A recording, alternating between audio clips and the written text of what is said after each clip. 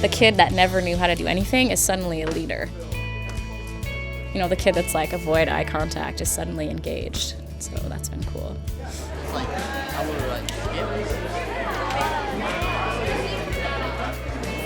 RTI really believes in the power of general education, and it believes in the power of instruction. RTI is a real credible avenue for us to address the achievement gap in a real way because we're looking at data weekly. We want to build up the skills that they're lacking from the past to try and get them on par with their peers. Before, I didn't really like reading in front of people because of how slow I read, and everybody else in like all my other classes were reading like really fast, and I didn't want to get embarrassed or anything like that. Now I participate more, I read more in all my other classes. Friendship, the brotherhood. Teaching these literacy classes and being a part of EBIS and RTI, you get to see growth and change in students from their freshman through their senior year and oftentimes beyond. RTI can be a place where not only teachers feel more creative about what they can do in the classroom, but students are accessing themselves as learners in a different way. The challenges with implementing RTI at the high school level versus elementary and even middle school, I think, are credits and scheduling are two of the big issues, and it means that high schools are going to start to need to think more flexibly about how scheduling occurs and how students can move fluidly from in and out of classes as their needs dictate instead of the schedule dictating. So that's going to be a big shift. We're on a block master schedule, and a lot of large comprehensive high schools are on a large block comprehensive master schedule, right? In some ways, that's an important structure for us. There's 2,000 kids here. But in some ways, it's a disservice to students that are struggling because they're placed in a schedule, and it may not be until they enter their freshman year that we find that they're failing English.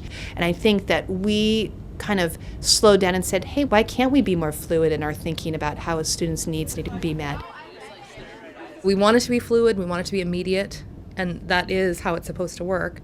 Sometimes we run up against the wall of the master schedule and credits getting in our way. We have probably one of the most hybrid 4x4 schedules in the country. Some students take classes every day for a semester, that's 1 credit. They might take a class that's every other day for a year, that's 1 credit. They might take a class that's every other day for a half a year, that's a half a credit. Building the master schedule is a very time-consuming and difficult process for us.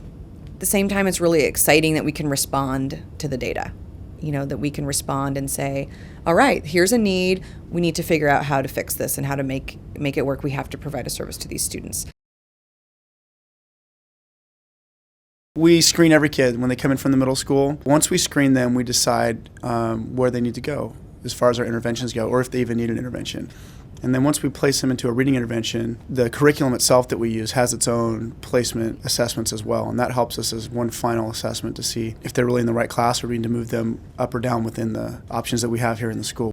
The shift to prevention, the shift to looking at assessment data early, the shift to screening students before they enter the high school environment and using that data to place students appropriately in different classes has allowed us to think more flexibly about what we can do at the high school level for individual students' needs. We can look at data on a quarterly basis. We can work with teachers to respond to that individual student's data if they're struggling and revise their schedule to place them in a special class or make adjustments to the class that they're in and see if that helps them access material and make learning gains. Their reading intervention class becomes their English class, so that they're not pulled out necessarily of the regular curriculum, because what we did is, for example, for 9th graders, the 9th grade regular English class is every other day all year long.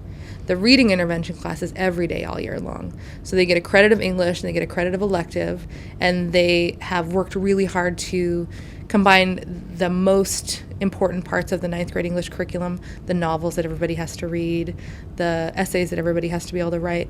They combine that with the decoding curriculum. They're not pulled out necessarily, it's just part of their day. The class size is smaller, and there's a lot more one-on-one instruction time with a teacher. And it's basically doing more with our research-based core curriculum. It's amping that core curriculum up and giving students time to absorb the content. It's not a different class, it's doing more, and it's enriching. It's constantly scaffolded, constantly overlapped, and that really gives them an opportunity to learn in a way that most kids don't have. We usually have papers that help us format it. So like we start with the introduction, like what we're talking about, and we put it all there, and then we have 3 columns about the main topics, and then we talk about the main topics and stuff. It helps a lot.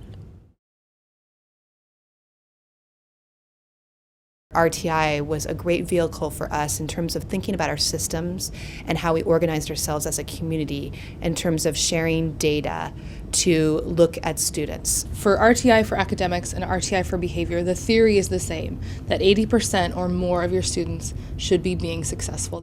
We expect that 15 or fewer % of students will need something individual or small group, or they might need to hear it again a different way. We also expect that the very tip of the triangle, 1 to 5% of students, will need intensive behavior interventions. Just the same that we expect that with academics. The triangle looks the same. RTI is sort of the umbrella that we look at it all under now. We have one team that looks at the whole school and one team that looks at the kids who are struggling. EBS, Effective Behavior Supports, looks at whole school systems. Some of our administrators call it an 80% team because we make sure that, especially for behavior, that the school is functioning. And then EBIS, Effective Behavioral Instructional Supports, and we are the ones who kind of look at the 20% of kids who are not kind of making it either academically or behaviorally, and we talk about them more specifically. When we really started making the shift to EBIS, we started looking at the data, and there was only 2 kids we hadn't found. 2 kids out of like 200 that we didn't have something in place for.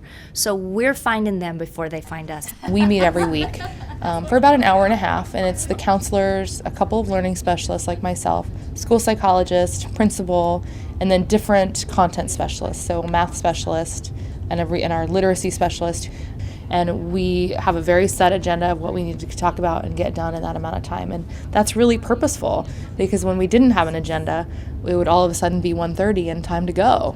So we talk about the data specifically on how specific kids are doing that the professional who brings the data feels like needs to be addressed. In order to fund RTI, you really have to make tough choices. You have to decide what's the most important thing we do in public schools. And in Tigard Tualatin, we've been really clear from the beginning that the most important thing that we do is teach kids to read at a high level. I have felt incredibly empowered using the RTI framework to look at these students because I feel like in my career, in a real way, we were looking at the achievement gap and closing that achievement gap. From a kid being in the language class and the literacy classes and exiting and taking senior English as a regular senior English class, that's a pretty cool feeling and a pretty cool deal. It's a really fun class, and then I learn a lot and it helps me a lot in all my other classes. Like I'm doing better in all my other classes now. For the kids in the interventions, their lives have changed dramatically. We owe it to our students to make sure that they're as successful as possible, and in this information age, high levels of reading skills and math skills are required for every occupation. This framework ensures that we're really taking a look at all students and that we're really focusing on what we have control over, which is instruction, and changing that to meet students' needs. So I think once schools make that shift to RTI, there's no looking back, and the work is so worth it when you see the data and you hear the success stories. There's no other way to go. We have your grade scores from previous to this one. I still remember my Some of you made some huge jumps.